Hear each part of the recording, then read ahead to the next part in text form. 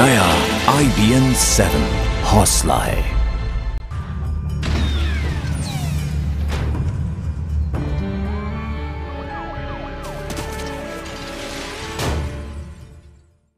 नमस्कार, मैं हूं पंकज भार्गव।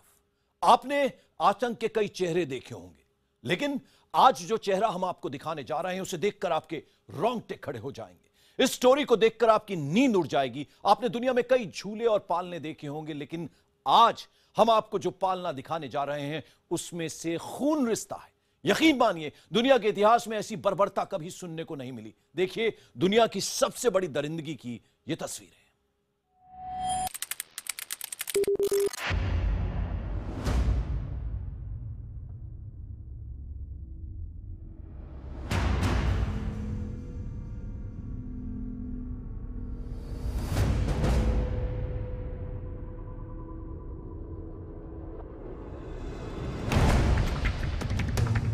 मौत के हैं कई नाम, कत्ल के हैं कई मैदान, मौत का पालना भी होता है जहां से टपकता है दहशत का लहू।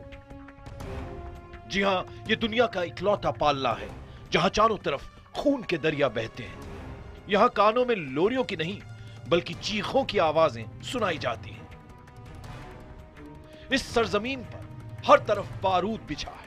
कौन कब मौत के भयानक पंजों में फंस जाए कोई नहीं जानता। आपने कई खतरनाक कातिलों के किस्से सुने होंगे, बेशुमार खूंखार दहशतगर्दों की तस्वीरें भी नजरों से गुजरी होंगी, लेकिन जो हम आपको दिखाने जा रहे हैं ऐसे भयानक मंजर की कल्पना भी नहीं की होगी।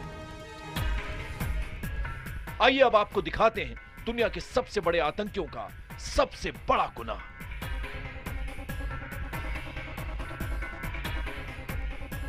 सबसे पहले देखिए इस मासूम चेहरे को जिसकी आंखों में जिंदगी की चमक है तो होंठों पर फरिश्तों जैसी मुस्कुराहट, लेकिन ये मासूम गुनाह की दलदल में फंसे हुए हैं। आपको बता दें कि ये तस्वीरें मौत के उस मैदान की हैं जहां मासूम बच्चों को इंसानी गर्दनें काटने में हाथ बटाना है। देखिए ये मासूम आगे बढ़ा और खंजर उठाकर नकाबपोश कातिलों के हवाले कर रहा है। इसके चेहरे पर बिखरी मुस्कान देखकर अंदाजा लगाया जा सकता है कि ये उस दर्द से भी अनजान है जो कत्ल होने वाले लोगों को होगा, और उस गुनाह से बेखबर है जिसमें ये खुद भी शामिल हो चुका है। 8 नकाबपोश लोग दरअसल वो जल्लाद हैं जो कुछ ही देर में 8 इंसानों को तड़पा तड़पा कर मौत के घाट उतारेंगे। दरअसल ये वो मैदान है जहां मौत का तमाशा बनाया जाता है। सबसे पहले खंजर बांटे गए और अब शुरू होता है इस तमाशे का दूसरा पहलू। तस्वीरों में कुछ नारंगी और काले साए दिखाई दे रहे हैं। समझना मुश्किल नहीं है कि यह दुनिया के सबसे खतरनाक आतंकी संगठन ISIS का मैदान है जहां खून की होली खेली जाने वाली है। इस धरती पर जिसके जिस्म पर नारंगी रंग के कपड़े नजर आ जाएं तो समझ लीजिए कि उसकी मौत नजदीक है। इन तस्वीरों में बाकी सब कुछ तो पहले के जैसा ही है। कातिल काले कपड़ों में है और कत्ल होने वाले नारंगी लबादों में, लेकिन अगर कुछ अलग है तो वो है कातिलों की उम्र। जी हां, इस बार कातिल वो बच्चे हैं जिन्होंने अभी जवानी की दहलीज पर कदम रखा ही है। गौर करने पर अंदाजा होता है कि काले कपड़ों में लिपटे कातिलों की उम्र 15 से 16 साल के बीच है। ये समझ लीजिए इन लड़कों के आतंकी बनने की ट्रेनिंग का ये पहला दिन है। आज के बाद ये लड़के खूंखार कातिल कहलाएंगे क्योंकि इनके हाथों होने वाला है 8 लोगों का कत्ल। ऐसा मंजर आपने इससे पहले नहीं देखा होगा। मासूम बच्चों और नाबालिगों को आतंक की इतनी खौफनाक ट्रेनिंग आपने पहले कभी भी नहीं देखी होगी। लीजिए अब शुरू होगी दरिंदगी की ये दास्तान। घुटनों के बल बैठे 8 बंधक और उनके पीछे हथियारों के साथ खड़े हैं 8 नाबालिग। अब तस्वीर बिल्कुल साफ है। आगे क्या होगा ये दिखाने से पहले आपको बता दें कि ये वीडियो खुद IS ने तैयार किया है और खुद IS वेबसाइट के जरिए इसे सरेआम किया है। ये वीडियो मध्य सीरिया के हामा इलाके में तैयार किया गया है। आतंकियों ने बताया कि सभी बंधक शिया मुसलमान हैं। चलिए दहशत की इस कहानी को अब आगे बढ़ाते हैं। 8 बंधकों के पीछे से अब बंदूकधारी मासूम हट जाते हैं और उनकी जगह ले लेते हैं चाकू थामे हुए दरिंदे। बंधकों की आंखों से पट्टी हटा दी गई है। इसके बाद वीडियो में एक आतंकी का संदेश गूंजता है, हमारे खिलाफ जितनी कार्रवाई होगी हम उतने ही मजबूत होंगे। हमारी तलवारें जल्द ही सीरिया के राष्ट्रपति बशर असद की गर्दन तक पहुंच जाएंगी। जैसे ही आतंक का यह संदेश खत्म हुआ, इस वीडियो में दिल दहला देने वाली तस्वीरें दिखती हैं। बंधकों की गर्दन पर चाकू की धार रखी जाती है और उन्हें पेट के बल जमीन पर लिटा दिया जाता है। और बस इसके बाद की तस्वीरें हम आपको नहीं दिखा सकते। ये समझ लीजिए, अगर आपने कभी किसी जानवर को बलि चढ़ते तड़पते हुए देखा हो तो ये बंधक भी उसी तरह तड़प रहे थे। कुछ ही पलों में बंधकों के सिर धड़ से अलग कर दिए जाते हैं। आतंकी 8 सिरों को उनके बाल से पकड़कर उठाते हैं और लाश से थोड़ी दूर रख देते हैं।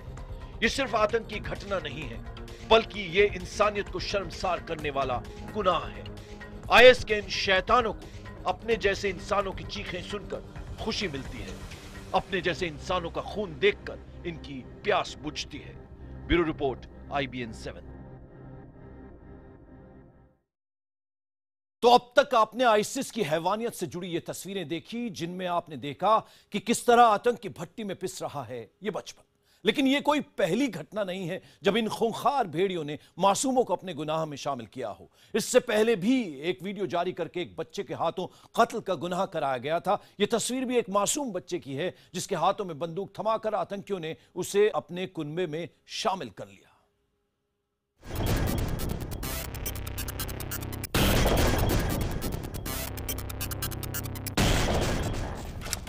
ISIS का खौफनाक वीडियो।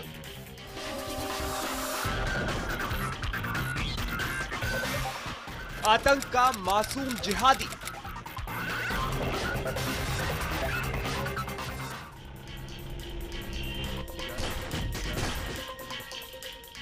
एक बंधक को गिरेबान से पकड़कर ये बच्चा बड़े फख्र से चल रहा है।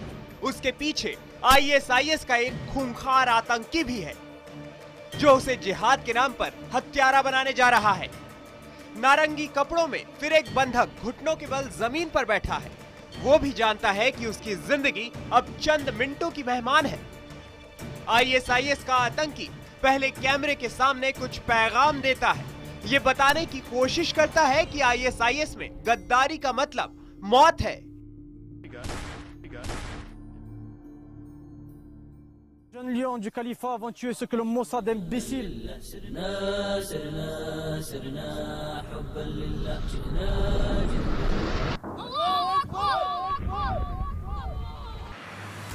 पीछे खड़ा वो मासूम बच्चा सब कुछ खामोशी से सुनता है, लेकिन कुछ ही देर बाद दिल दहला देने वाली तस्वीरें सामने आती है।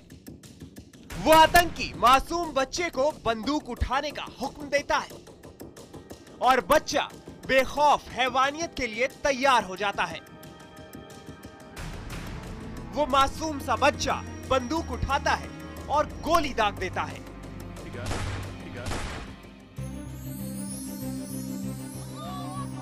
गोली सीधे सिर पर लगी और बंधक की मौत। लेकिन उस बच्चे का गुस्सा शांत नहीं होता।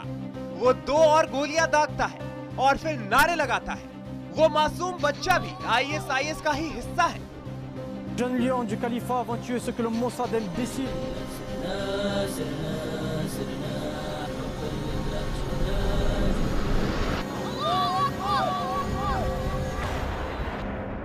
और ये वीडियो इस बात का सबूत है कि ISIS के हैवानों ने आने वाली नस्लों में भी आतंक का जहर घोल दिया है।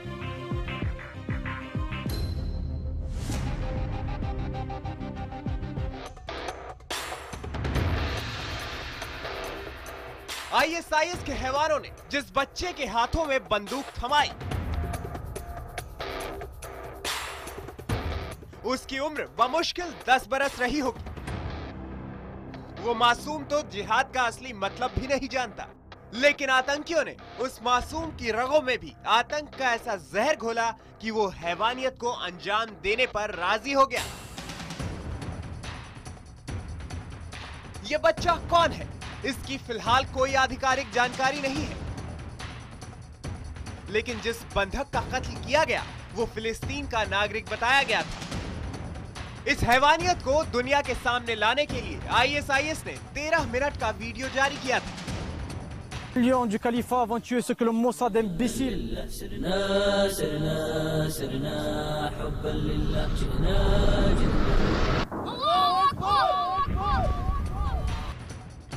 वीडियो की शुरुआत में वो बंधक एक कैमरे में बैठा हुआ है।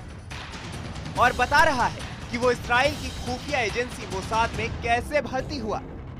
वो ये भी बताता है कि खुफिया एजेंसी ने उसे ट्रेनिंग कैसे दी और कैसे उसके पिता और भाई ने उसका हौसला बढ़ाया था।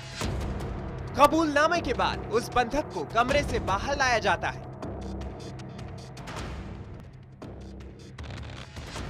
और फिर उस मासूम बच्चे के हाथों बंधक की हत्या करा दी जाती है। Bureau report, IBN 7।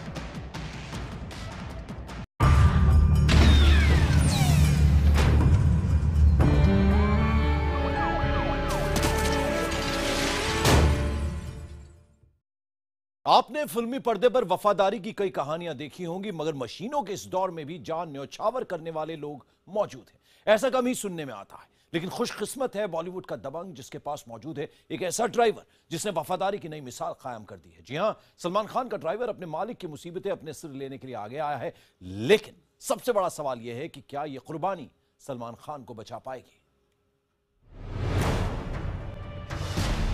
एक सुपरस्टार, एक हादसा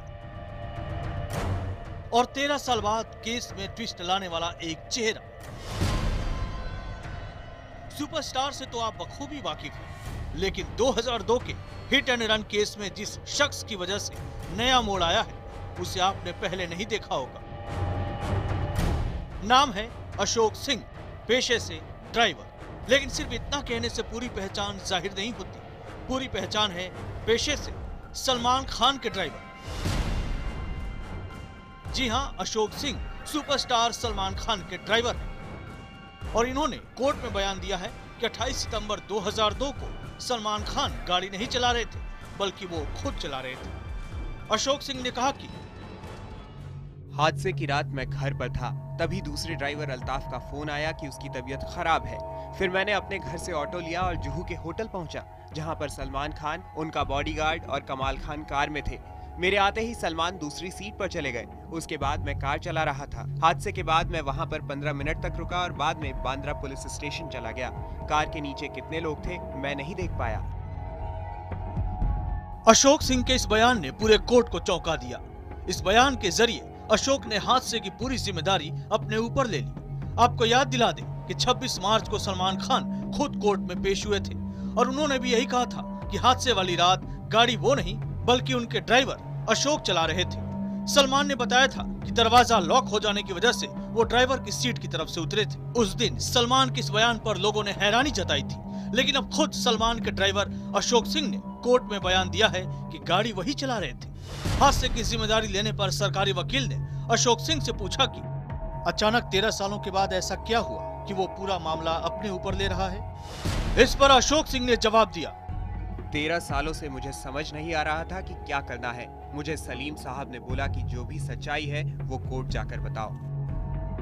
अशोक सिंह के इस बयान के बावजूद सरकारी वकील को भरोसा है कि इससे उनके केस पर कोई खास फर्क नहीं पड़ेगा, क्योंकि सरकारी पक्ष ने 17 से ज्यादा चश्मदीद गवाहों को कोर्ट में पेश किया है। उन्होंने उनकी तरफ से आज अपना गवाह पेश किया है, तो उस गवाह का कहना है कि जब वाकया हो गया उस वक्त वो गाड़ी चला रहे थे और आरोपी नहीं। आपको बता दें कि हादसे के वक्त सलमान के बॉडीगार्ड रहे रविंद्र पाटिल ने बयान दिया था कि हादसे के वक्त वो सलमान खान के साथ था। उस समय सलमान तेज गाड़ी चला रहे थे।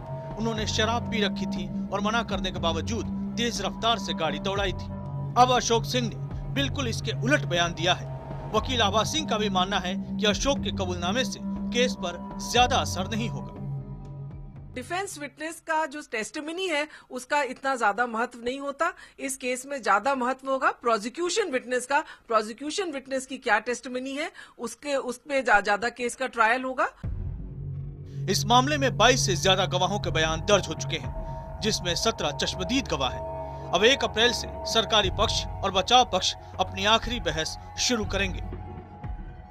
आखिरकार 13 साल बाद 2002 के Salman Khan hit and run मामले में फैसला आने की उम्मीद नजर आ रही है। बचाव पक्ष और सरकारी पक्ष ने अपने गवाहों के बयान कोर्ट में दर्ज करा लिए हैं। माना जा रहा है कि अप्रैल के अंत तक इस मामले में फैसला कोर्ट सुना सकता है। मुंबई से कैमरामैन रमेश के साथ विवेक गुप्ता, IBN 7। और अब बात उस कत्ल की जिसने देश की राजधानी में सनसनी फैला दी है। पूर्व विधायक भरत सिंह की हत्या के बाद से दिल्ली एक इलाके में भारी तनाव का माहौल है। पुलिस को आशंका है कि इस हत्या का बदला लेने के लिए गैंग वॉर छिड़ सकती है। हालांकि फिलहाल पुलिस इसे आपसी रंजिश में की गई हत्या बता रही है। पुलिस का यह भी दावा है कि वह हत्यारों के बेहद करीब पहुंच गई है।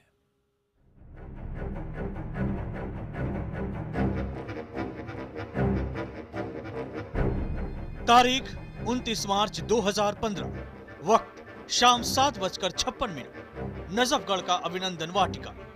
इस जगह पर अब तक सब कुछ सामान्य था। अभिनंदन वाटिका में कुआं पूजन समारोह चल रहा था, लेकिन ठीक 1 मिनट बाद 7:57 पर गोलियों की आवाज से पूरा इलाका गूंज उठा। सीसीटीवी की तस्वीरों में आप देख सकते हैं कि गोलियों की आवाज सुनते ही लोग अभिनंदन वाटिका से निकलकर भागने लगे। यही वो वक्त था जब अंदर आईएनएलडी के पूर्व विधायक भरत सिंह पर गोलियां बरसाई जा रही थी। मौके पर मौजूद लोगों के मुताबिक करीब 8 लोग अचानक समारोह में पहुंचे और उन्होंने खाना खा रहे पूर्व विधायक भरत सिंह पर गोलियां बरसा दी। भरत सिंह को कुल 5 गोलियां मारी गई। 2 गोली भरत सिंह के सिर में लगी, 3 गोली उनके सीने में मारी गई। गोली चलाने के बाद हत्यारों ने जमीन पर गिरे भरत सिंह को हिला डुला कर देखा। हत्यारे जानना चाहते थे कि भरत सिंह की मौत हुई या नहीं। वारदात के बाद बदमाश एसयूवी कार से फरार हो गए। इस वारदात में दिल्ली पुलिस का एक जवान, एक प्राइवेट सिक्योरिटी गार्ड, एक महिला और एक बच्चा घायल हो गया। पुलिस के मुताबिक भरत सिंह की हत्या पुरानी रंजिश की वजह से की गई। It will be incorrect to say that it is a result of gang war, क्योंकि गैंग वॉर एक अलग डायमेंशन ले लेता है और ये एक जो ओल्ड एनमिटीज है इस तरह के अंदर जो दिल्ली की रूरल पॉकेट में, उसको आप ओल्ड एनमिटीज के पर्सपेक्टिव से देखिएगा, ना कि गैंग वॉर के पर्सपेक्टिव से देखिएगा। पोस्टमार्टम के बाद भरत सिंह का शव नजफगढ़ के टिचाऊ कला गांव में लाया गया। यहां भरत सिंह के समर्थकों की भारी भीड़ जुटी थी। हत्या के विरोध में इलाके के सभी बाजार बंद रहे। एहतियात के तौर पर इलाके में भारी सुरक्षा बल को तैनात किया गया था। Delhi police, rapid action force और बीएसएफ ने पूरे इलाके को छावनी में तब्दील कर दिया था। भरत सिंह के भाई किशन पहलवान का कहना है कि पुलिस की लापरवाही की वजह से ये वारदात हुई। भरत सिंह की जो आज ये इतने हौसले हो चुके हैं असामाजिक लोगों के, वो सरकार की देन है, इन्हीं की देन है। भरत सिंह 6 साल से सिक्योरिटी सुरक्षा मांग रहा है कि मेरे को, मेरे परिवार को, हमारे को जान का खतरा है। इस सनसनीखेज हत्याकांड की जांच की जिम्मेदारी क्राइम ब्रांच और स्पेशल सेल को सौंपा गया है। पुलिस का दावा है कि हमलावरों की पहचान कर ली गई है और जल्द ही उनको गिरफ्तार किया जाएगा। But we are having definite clues. तो हमारी जो south west district police officers हैं वो इस केस में लगे हुए हैं। इसके अलावा हमारा क्राइम ब्रांच भी जो है इस केस में उनकी मदद कर रहा है, स्पेशल सेल भी इसमें मदद कर रहा है। तो हमें उम्मीद है कि हम जल्दी ही जो असेलेंट्स हैं उनको पकड़ लेंगे। पुलिस के मुताबिक 3 साल पहले भरत सिंह पर हमला करने वालों में से एक शख्स पैरोल तोड़कर फरार है।